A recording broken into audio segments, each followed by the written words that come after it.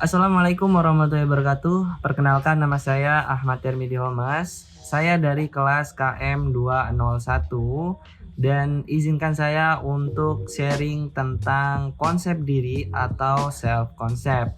Self concept atau konsep diri itu sendiri adalah pandangan dan perasaan kita terhadap diri kita. Kita menjadi subjek dan objek persepsi sekaligus.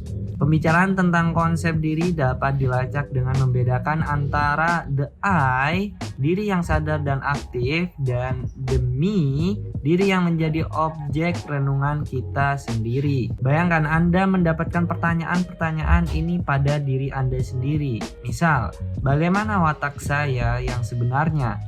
Apakah saya ini orangnya yang introvert atau extrovert, atau saya ini adalah orang yang biasa-biasa aja? Kemudian apa yang membuat saya bahagia atau sedih? Misal, saya bahagia ketika mendapatkan pesan teks dari pacar saya, dan saya sedih ketika saya mendapatkan kabar bahwa pacar saya itu selingkuh, dan lain sebagainya. Kemudian apa yang sangat mencemaskan kepada saya? Saya biasanya cemas terhadap pacar saya yang LDR dengan saya, karena pacar saya takutnya di sana dia selingkuh dan sebagainya. Kemudian bagaimana orang lain memandang saya? Apakah orang lain memandang saya adalah orang yang suka bergurau atau orang yang suka marah atau gampang marah atau emosinya cepat dan lain sebagainya. Kemudian apakah mereka menghargai atau merendahkan saya? Itu bisa kita lihat dari sikap mereka terhadap kita. Apakah mereka menghargai kita atau mereka meremehkan atau merendahkan kita?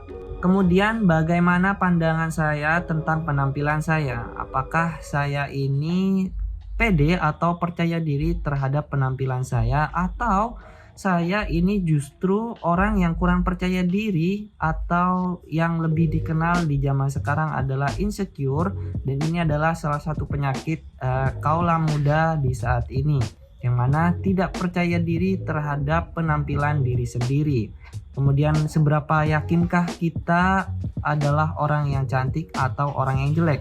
Nah, ini juga sebagai problematika kita.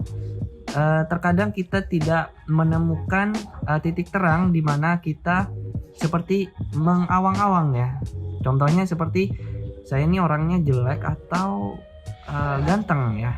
Itu kadang kita menjadi sebuah pertanyaan-pertanyaan yang mengambang. Padahal orang lain menilai kita adalah orang yang menawan mungkin, tapi kita yang terlalu insecure, terlalu menutup diri sehingga kita tidak melihat potensi yang ada pada penampilan kita itu sendiri.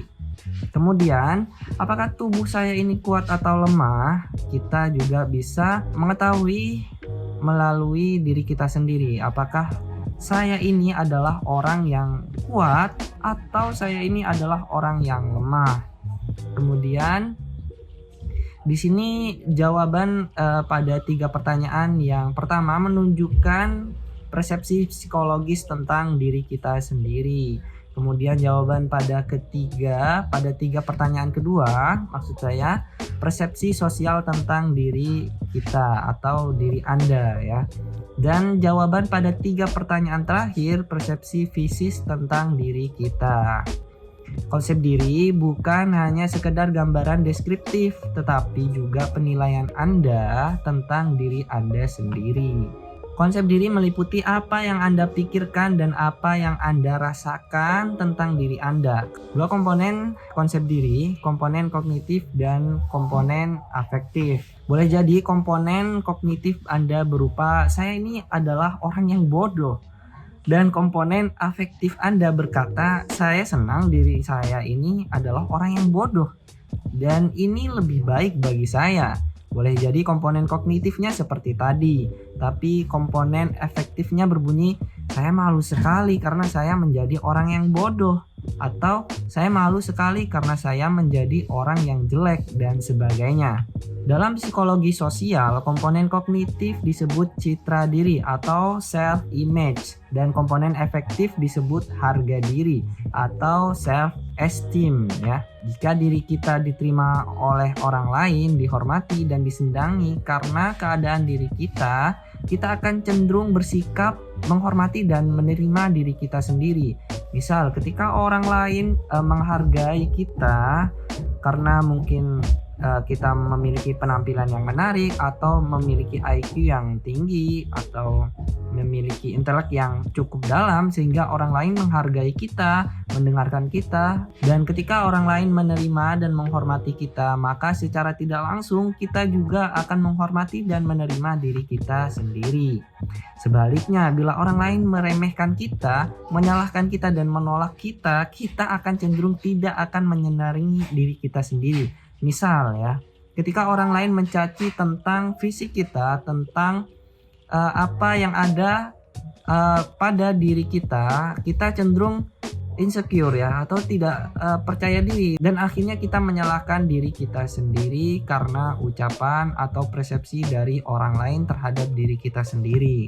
Tidak semua orang lain mempunyai pengaruh yang signifikan terhadap kita, terhadap diri kita, tapi ada yang paling berpengaruh, yaitu orang-orang yang paling dekat dengan diri kita ya, atau disebut dengan significant other. Ketika kita masih kecil, mereka adalah orang tua kita, saudara-saudara kita, dan orang yang tinggal satu rumah dengan kita. Seperti yang saya jelaskan tadi, ini adalah orang-orang yang dekat dengan kita dan dinamai affective other. Dan sekian sedikit penjelasan saya tentang self concept. Semoga bermanfaat, dan saya Ahmad Tirmidzi Homas. Sampai jumpa di pertemuan selanjutnya.